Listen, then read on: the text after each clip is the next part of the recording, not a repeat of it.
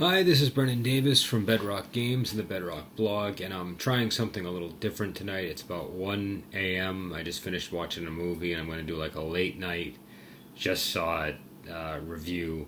This is of another Chor Yuen film. I figured I've been kind of doing a number of Chor Yuen movies, so I'm going to just maybe continue that. I won't be doing all of his movies. I'll be mixing in other films and stuff. But when I get around to it, I'll do some more Chor Yuen. I like his style, and sometimes I think it's good to kind of focus on a single director and talk about his work. So this is a movie of his I haven't seen, but it's one I've heard about. It's Duel for Gold, and this is really outstanding. I had heard different things about it. I mostly good things, but I also had heard some not so good things about it. And when I saw it, I just loved it right from the very beginning. The opening sequence is really stylistic. He does these great shots with like foliage in the foreground and men hacking each other to bits on rooftops. And it's a very sort of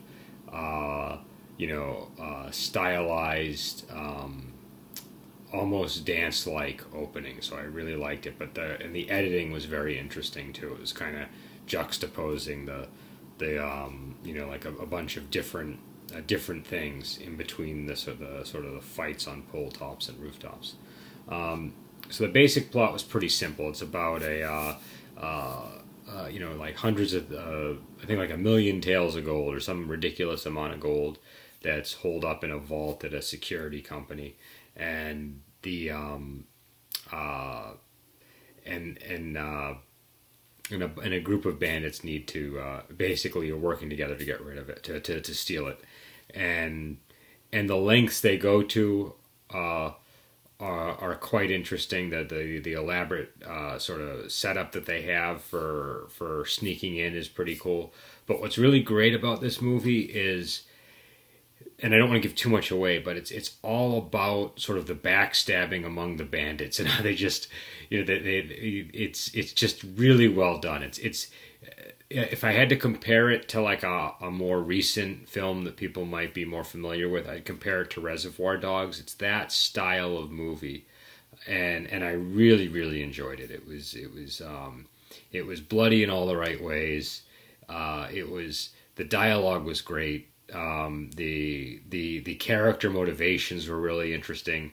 These were really sort of mostly despicable people. It was just a group of really ruthless, greedy, despicable characters. Some motivated by higher things than others, but still they were. It's just a very interesting movie, and the fight choreography. I liked it. I have seen people online who weren't so thrilled with it. It's kind of a swashbuckly, sort of more old school style, but it's still, I don't know, for me it still worked. I really liked the way that they did it. There was, I felt like there was a lot of lightness kung fu incorporated into the fight sequences, especially with stuff like the pole top fighting, and there's a sequence where they throw a bunch of bamboo trees in the middle of a street, and then the two guys fight on top of them. At the very beginning of the movie, there's a whole acrobatic sequence with the two sister bandits who part of their whole scheme is they have this acrobatic routine with two swords, and one of them pretends to get injured during the routine. And that was very sort of like, they fly in the air and they're balancing two sword tips against each other like that. So there's, I like lightness kung fu, and for a 1971 movie, this is pretty good lightness kung fu in my opinion. A lot of times you'll see a movie from this period, and you can, it's very obvious that they're maybe jumping on a trampoline or something, and clearly, they were doing things like that in this one, but there was just something about it really stuck out. So I really liked the lightness kung fu, and the swordplay I enjoyed, and I liked it. It wasn't like bloody the whole time, but there were moments where it would suddenly get very bloody, and it was striking when it did that. So there'd be like, I won't give away how it happens and who it happens to, but at one point some guy impales another guy with his sword, and then that guy hacks off his hand, and the sword's still stuck in his body, and the hand's still gripped onto the sword. Moments like that, and it was done in a way that was I thought worked. So I really enjoyed it, and it's I believe the movie starred Ivy Ling Po, and the other sister was played by Wang Ping, and Lo Lei is in it. And it's a Chor Yuen film. It I believe is based on a story, or at least the screenplay was written by was Ni Kwang. So in fact, let me double check that. Yeah, Ni Kwang. So I don't know. I thought it was great. It was a really I think Reservoir Dogs was a good movie to compare it to, because it has a lot of aspects of this movie really, had me thinking of Tarantino.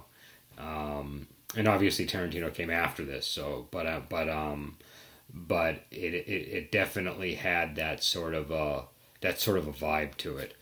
And the music was pretty interesting too. There was a recurrent sound clip that kept playing, or like a motif, and to me it sounded very sort of spy, jazzy, kind of almost like a Pink Panther style, or like something you might hear out of James Bond.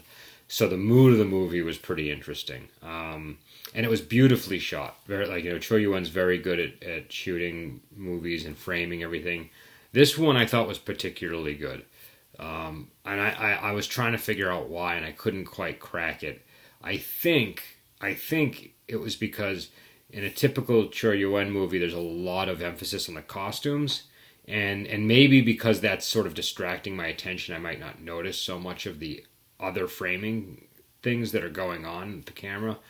In this one, it was, and I'm sorry, I have my my internet email open, so you just you just heard my my announcement that I got an email. So in this one, it was I don't think the costumes were as important. I mean, they were still nice, but they weren't as important as, say, they are in Killer Klans, where there's just these luxurious costumes that are, sparkling, and it wasn't that style of costume work. And so I was probably noticing more things with the way that the film was shot, or maybe he was just, relying more on that for getting the visual across. I don't know, but I just found it.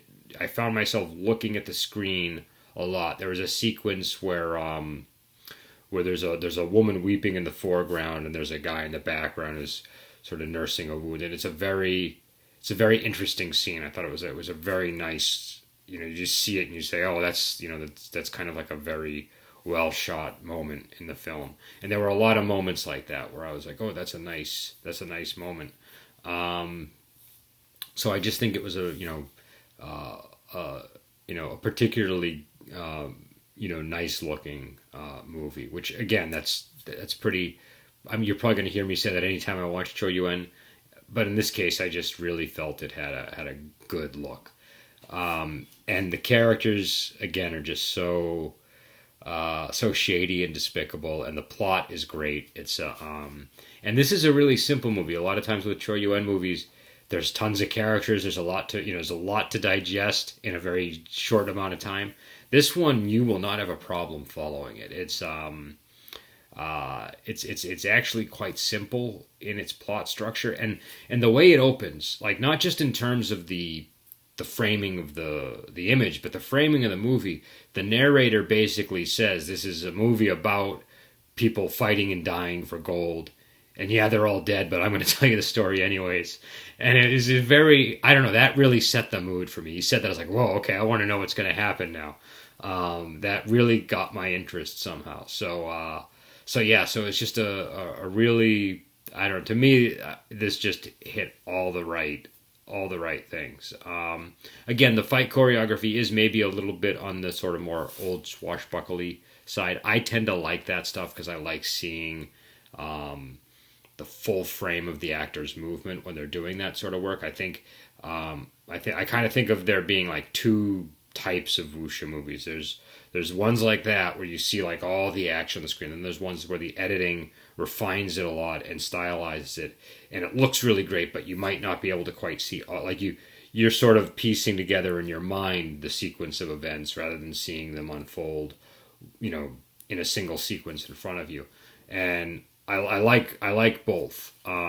This one is more the latter, and the advantage that has is you can really see the footwork. You can see what everybody, you just get a better sense of what the full action is.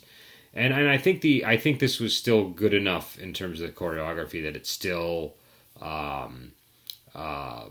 was. I don't know. There was a lot of sort of swirling sword motions, which I tend to like in these. I've mentioned that in the past.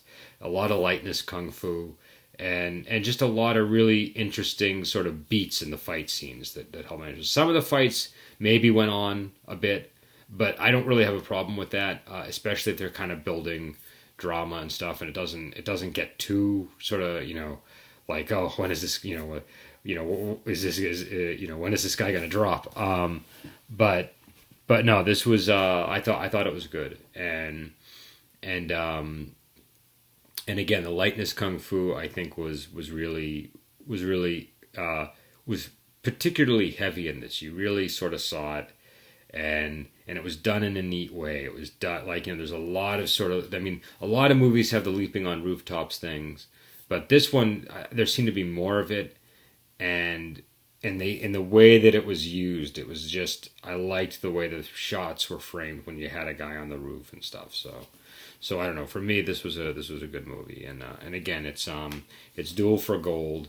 It's quite a solid movie in my opinion. It is a little bit more, I want to say, I don't know. It's interesting because there were actually a lot of fights in this, but most of what I remember is the character interactions and the fighting over the gold, not the actual physical fighting, but sort of like the sort of people, mentally pitting against each other and trying to, sort of be the last one standing with the gold. So again, that's why I tend to, my mind kind of drifted towards stuff like Reservoir Dogs when I was watching it, because there's sort of that character interaction was very important. But there are definitely a lot of fights in this.